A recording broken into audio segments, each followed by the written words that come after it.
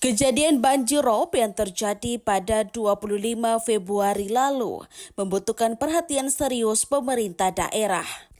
Hal ini lantaran Dusun Tatinang telah menjadi langganan fenomena pasang surut air laut ini setiap tahun.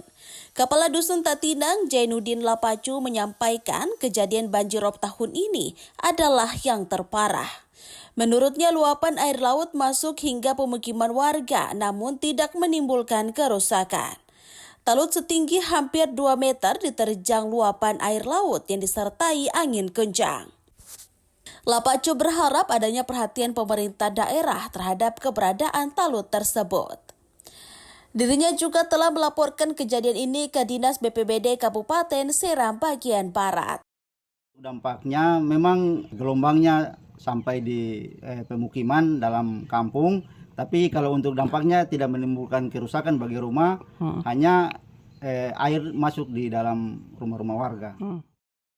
Adri, warga Dusun Tatinang, berharap adanya bantuan tanggul guna mengantisipasi gelombang. Dengannya fenomena pasang surut air laut di kawasan ini dapat diatasi. Adri menyebut selain rumah warga, kejadian banjirop juga menerjang sejumlah pemakaman di pesisir. Biasanya banjirop terjadi pada rentan waktu bulan Januari hingga April. Tinggi, tapi kemarin itu dengan gelombang tinggi.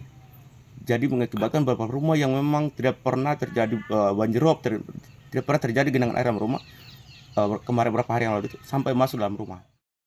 Pasca kejadian banjirop, terpantau air tetap masuk hingga pemukiman warga meski tidak disertai gelombang dan angin. Dari Dusun Tatinang, Kabupaten Seram bagian Barat, kontributor TVRI Joshua Kaya melaporkan.